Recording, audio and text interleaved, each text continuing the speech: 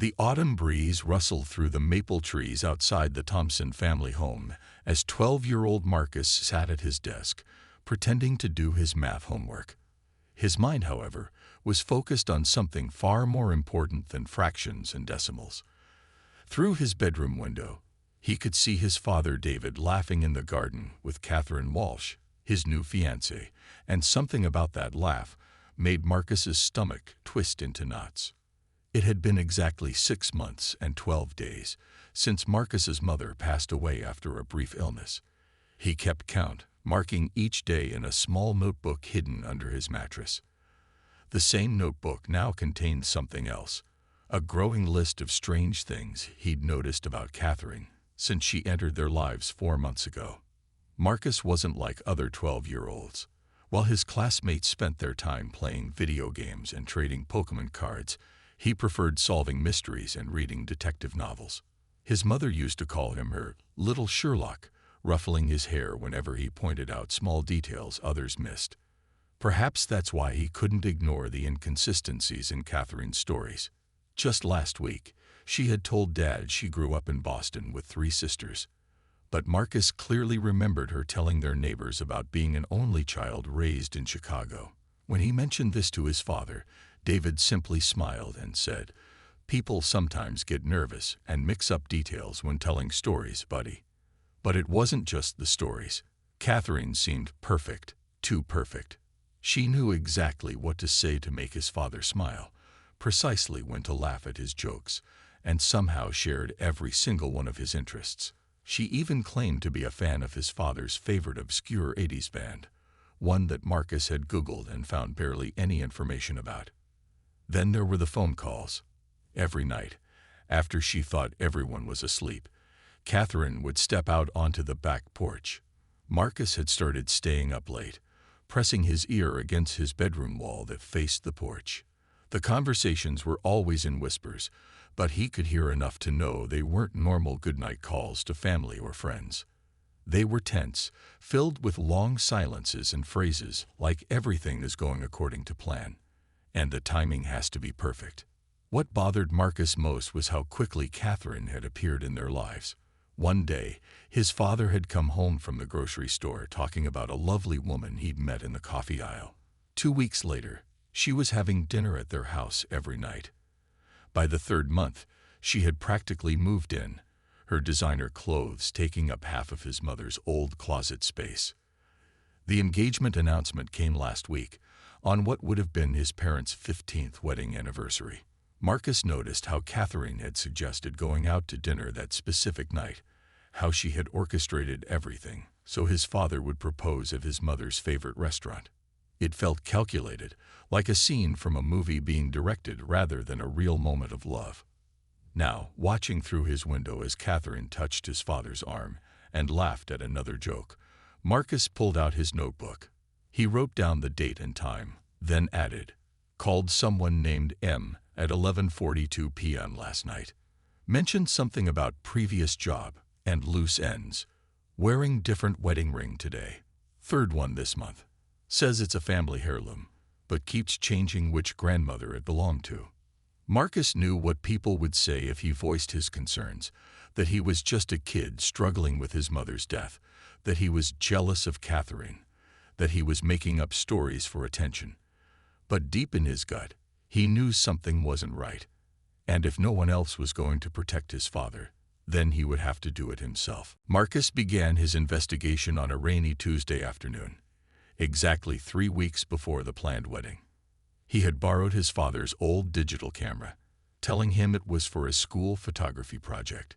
Instead, he used it to document Catherine's daily routine, carefully noting down times and locations in his growing collection of notebooks. The first real clue came during one of Catherine's regular disappearances. Every Tuesday and Thursday, she would leave the house at exactly 2:15 p.m., claiming to visit her sick mother at Silver Oaks Nursing Home. Marcus had drawn a detailed map of all the nursing homes in their city, and Silver Oaks was supposedly just a 20-minute drive away. Yet Catherine never returned until after 6 p.m., always with perfectly reasonable excuses about traffic or her mother having a bad day. One Thursday, While Catherine was supposedly at the nursing home, Marcus saw something that made his heart race. He was buying candy at Joe's corner store when he spotted her through the window, climbing into a shiny black car with a man in a suit. Marcus quickly ducked behind a magazine rack, his hand shaking as he managed to snap a blurry photo with his phone. The man handed her what looked like a thick envelope before driving away. That night, while Catherine was taking her usual hour-long shower, Marcus had timed them. He gathered his courage and slipped into her home office. She always kept her phone with her, but her tablet was charging on the desk. His fingers trembled as he picked it up, relieved to find it unlocked. What he discovered made his blood run cold. There were no photos of her mother, no nursing home visits scheduled in her calendar. Instead, he found emails about offshore accounts and messages to someone named Michael about the next target. Most shocking of all was a folder labeled Family Photos that contained nothing but pictures of wealthy-looking older men, each one marked with dates and dollar amounts. Marcus wasn't just dealing with someone who told occasional lies. This was something much bigger. He carefully took photos of the tablet's screen with his father's camera, making sure to leave everything exactly as he found it. His hands were still shaking when he heard the shower turn off upstairs. The next morning, during breakfast, Catherine announced she had sad news. "My poor mother," she said, dabbing at her eyes with a napkin. "The doctors say she's getting worse." Marcus watched as his father reached across the table to hold her hand, offering comfort and support. But Marcus noticed something his father didn't.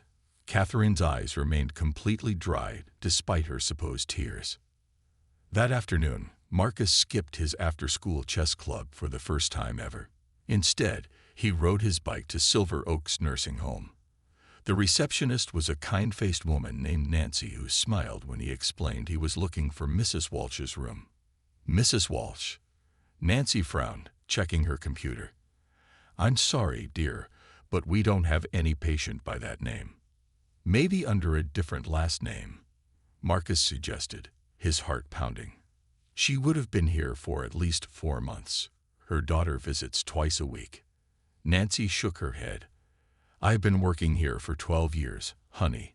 We haven't had any new patients in the past 6 months. Our facility has been at full capacity." As Marcus rode his bike home, his mind was racing faster than his pedals. He had proof now. Real, solid proof that Catherine was lying. But it wasn't enough. He needed more evidence, something so convincing that his father couldn't possibly ignore it. And he needed to get it fast. Because with each passing day, the wedding was getting closer. Marcus knew he needed help, but he couldn't trust the adults around him. They were all too charmed by Catherine's act. That's when he remembered Kevin Jong from his computer class, a 14-year-old sophomore who had already been offered an internship at a tech company for the summer. During lunch break the next day, Marcus found Kevin sitting alone in the computer lab, typing away at lightning speed. "I've saved $278, Marcus said, placing his Batman piggy bank on the desk. "I need your help to investigate someone." Kevin pushed his glasses up his nose, looking intrigued. "You know I usually charge $50 an hour for computer help." Then, seeing Marcus's face fall, he quickly added, "But this sounds more interesting than helping Mrs. Johnson update her Facebook page." For the next 2 hours, Marcus shared everything he had discovered about Catherine. Kevin listened carefully, taking notes on his tablet. "This is way better than the coding project I was working on," he said, cracking his knuckles. "Let's see what we can find." Kevin's fingers flew across the keyboard as he accessed public records and databases. Marcus watched in amazement as windows of information popped up on the screen. "Look at this," Kevin said, pointing to a series of newspaper articles. 3 years ago, a woman named Caroline Wilson disappeared after her fiancé, a wealthy business owner in Seattle, reported that his entire savings had been transferred to an overseas account. "The police sketch looks exactly like your Catherine, just with different hair." They dug deeper. 2 years before that, a woman named Cynthia Wallace had done the same thing in Florida. And a year before that, A Christina West had vanished from Chicago after nearly marrying another wealthy widower. Each time, the woman had appeared shortly after the man had lost their spouse, and each time, she had vanished just after the wedding, along with their money. But here's the weird part, Kevin said, pulling up more documents. I can't find any record of Catherine Walsh existing before she met your dad. No driver's license, no social security number, nothing. It's like she appeared out of thin air. Marcus felt his stomach twist. Can you help me get proof? Something that would convince my dad. Kevin thought for a moment. We could set up a simple program to track her online activity. If she's planning something, she'll need to communicate with someone. He pulled out his own laptop and started typing. I can create a small program that will monitor the Wi-Fi traffic in your house. If she sends any suspicious emails or makes unusual financial transactions, we'll know. Over the next few days, Kevin's program revealed a disturbing pattern.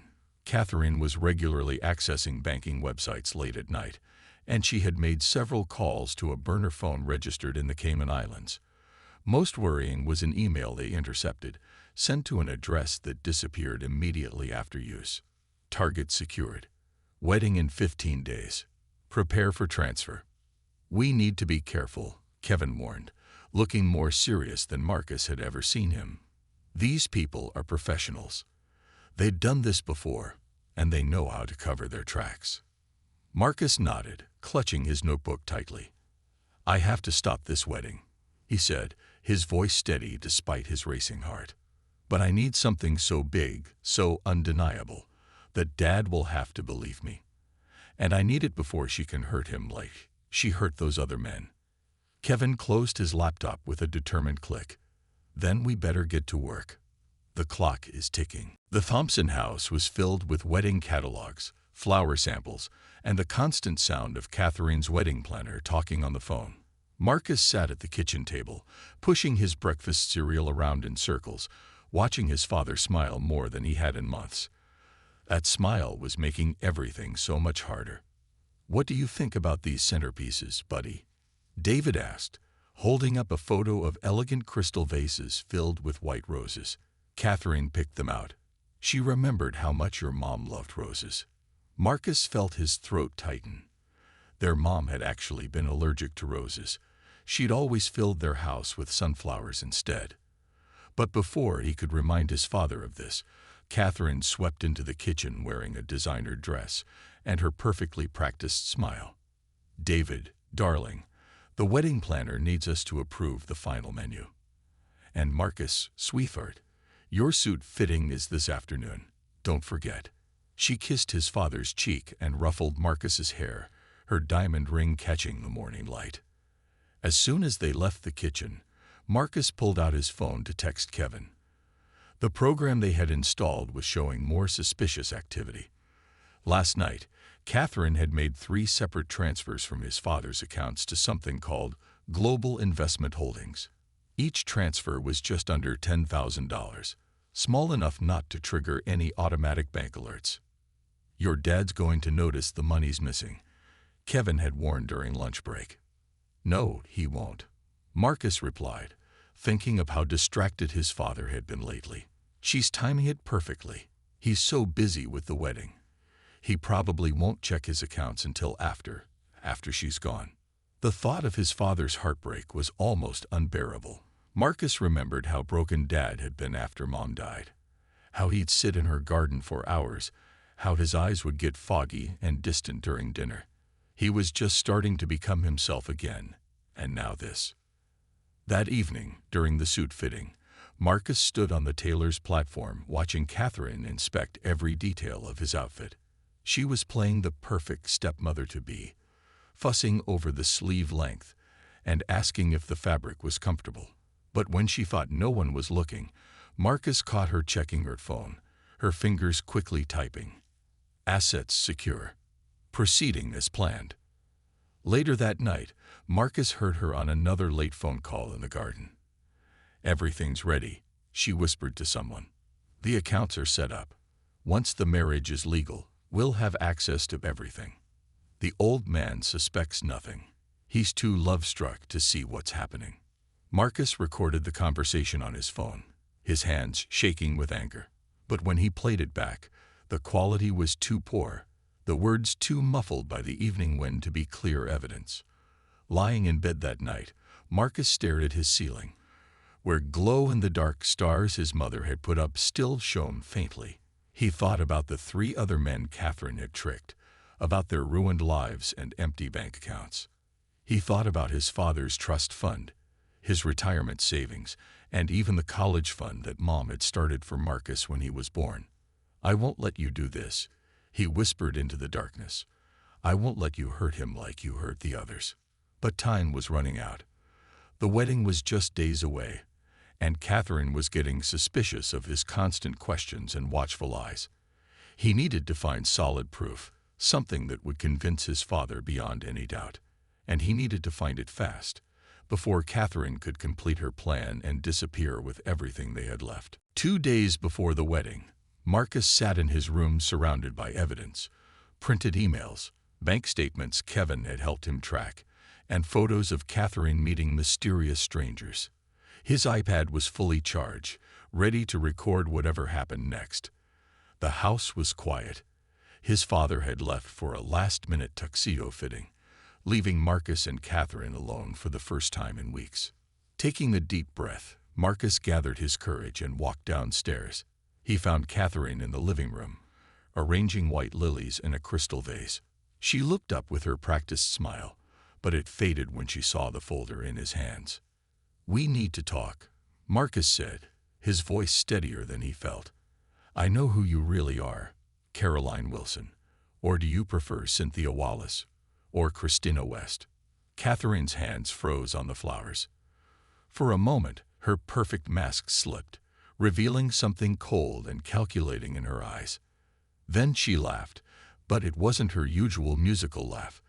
This one sounded sharp and hollow. "What an imagination you have, Marcus," she said, carefully setting down the flowers. "Have you been reading those mystery novels again?" Marcus pulled out the first photo, Catherine getting into the black car. "This was taken when you were supposed to be visiting your mother. The mother who, according to the Silver Oaks nursing home, doesn't exist."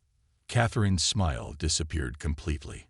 She walked over and closed the living room door. "You've been quite busy, haven't you? Following me, taking pictures. That's not very nice behavior toward your future stepmother." "You're not going to be my stepmother," Marcus replied, pulling out more evidence. "Here are the bank transfers you've been making from Dad's accounts. And these are the newspaper articles about the other men you tricked. The police sketches look just like you." Catherine studied him for a long moment, like a chess player calculating their next move. Then she sat down on the sofa, patting the spot next to her. "You're a clever boy, Marcus, much cleverer than I expected. Let's make a deal." Marcus kept his distance but pressed the record button on his iPad hidden in his pocket. "What kind of deal?" "I can be very generous," Catherine said, her voice smooth as honey. "Once your father and I are married, I'll have access to all his accounts. How would you like a special allowance? Say $500 a week. That's a lot of money for a boy your age." Marcus felt his hands shake with anger. "You're trying to bribe me with my own father's money." Catherine's sweet smile turned cold. "Think carefully about what you're doing, Marcus. Your father is finally happy again. Do you really want to ruin that? Who do you think he'll believe?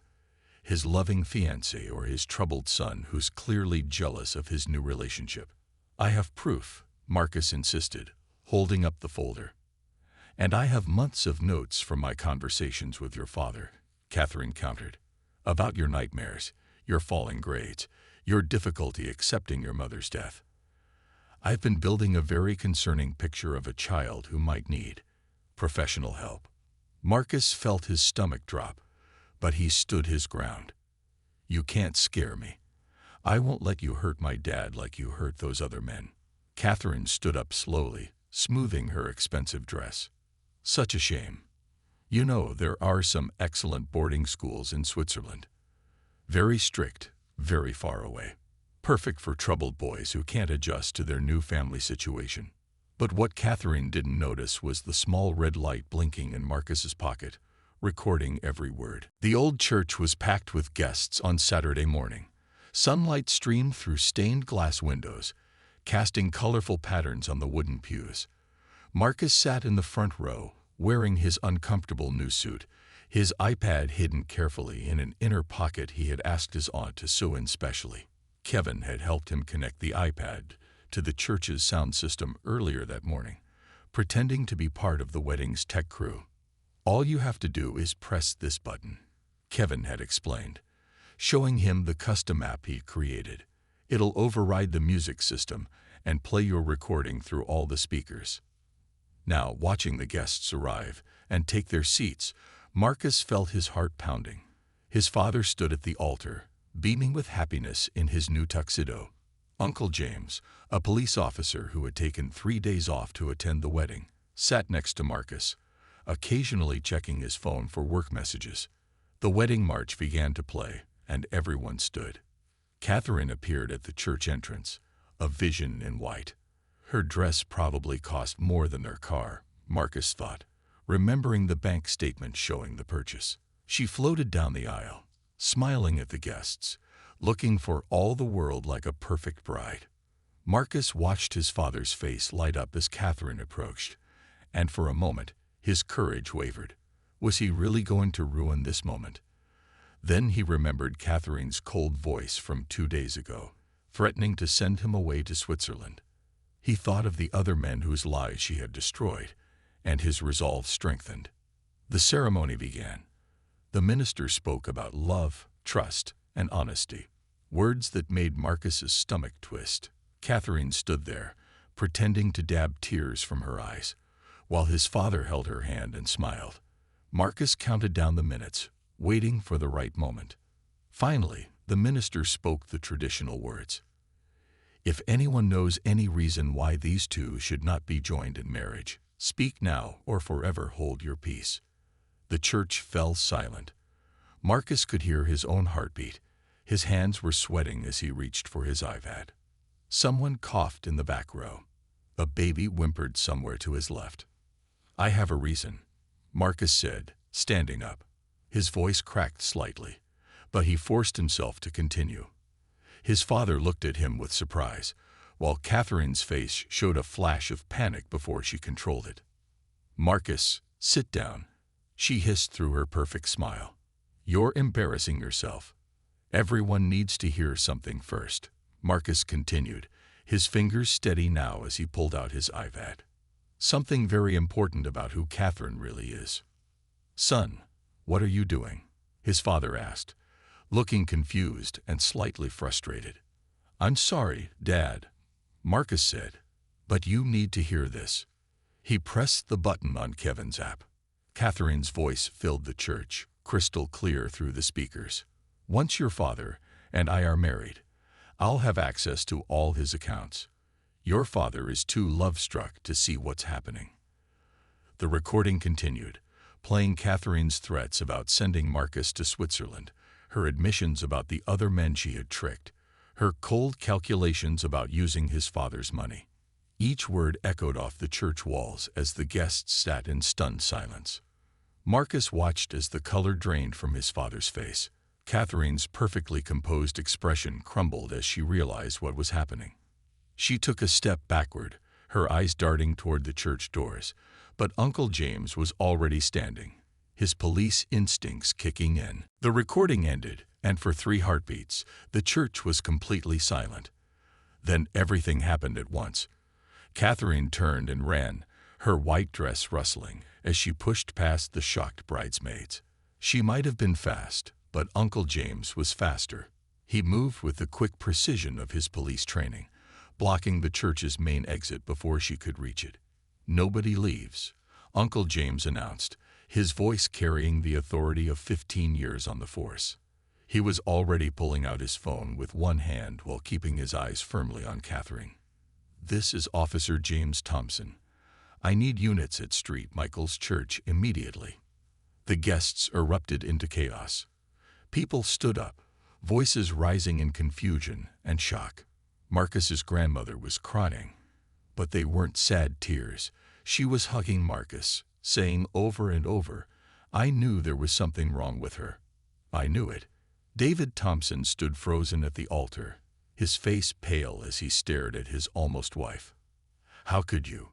he whispered, but in the noise of the church, only Marcus and Catherine heard him. "I trusted you. I loved you." Catherine's perfect mask had completely cracked. Her face twisted with anger as she realized she was trapped. "You stupid little boy," she snarled at Marcus, all pretense of being a loving stepmother gone. "You've ruined everything." "No, you ruined everything," Marcus replied, his voice stronger now, "when you tried to hurt my dad." He turned to his father, pulling out the folder of evidence he'd collected. "Dad, she's already taken almost $30,000 from your accounts. Kevin helped me track the transfers. She's been sending it to offshore accounts, just like she did with those other men." David's shock was turning to anger as he looked at the bank statements. He pulled out his phone with shaking hands and dialed 911. "This is David Thompson," he said, his voice rough with emotion. "I need to report a fraud in progress at St. Michael's Church. The suspect is wanted in 3 states." The first police sirens were already wailing in the distance. Catherine looked around wildly, like a trapped animal. She made one last desperate run for the side door, but Kevin had thought of that too. He and Marcus's cousin, Peter, were standing there, blocking the way. Catherine spun around, probably heading for the back exit, but she tripped on her expensive dress. The sound of ripping fabric echoed through the church as she fell.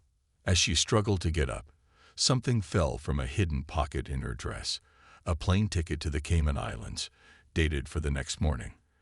Uncle James picked it up, his police training kicking in as he documented evidence. The church doors burst open as local police officers rushed in, responding to both Uncle James and David's calls. Catherine didn't resist as they helped her up and read her rights. The officer in charge, a Detective Martinez, was already on her phone, her eyes widening as she ran Catherine's fingerprints through the database. "We've been looking for you for a long time," Detective Martinez said, looking at Catherine with a mix of surprise and satisfaction. 3 states have active warrants for your arrest. Looks like your wedding day is going to be memorable for a very different reason." As the police led Catherine away, Marcus finally let himself breathe. His legs felt wobbly with relief, and he sat down heavily in the nearest pew.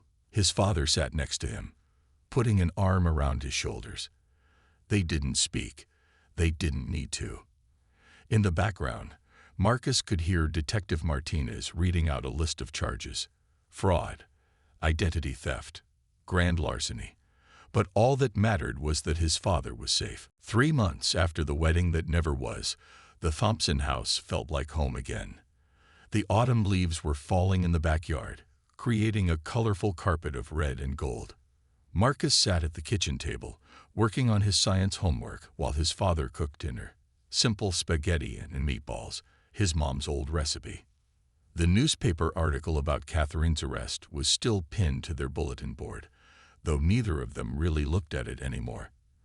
The headline read, "Wedding Day Sting. 12-year-old boy uncovers multi-state fraud ring."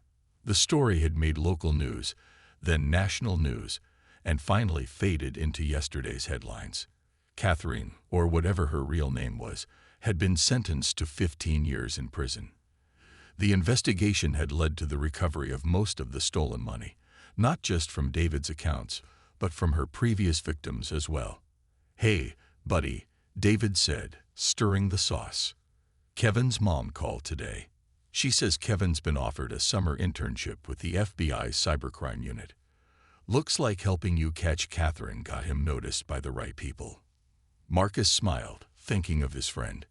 Kevin had become a regular visitor to their house, teaching Marcus more about computers and helping him set up security measures on their home network. "He deserves it," Marcus said. "I couldn't have done it without him." The doorbell rang, and Marcus went to answer it. It was Mrs. Peterson from next door, holding a fresh-baked apple pie. Ever since the wedding incident, neighbors had been dropping by regularly, making sure father and son were doing okay. Marcus had noticed how his dad was finally accepting their help, no longer trying to pretend everything was fine on his own. Later that evening, as they sat in the living room eating pie, David turned to his son.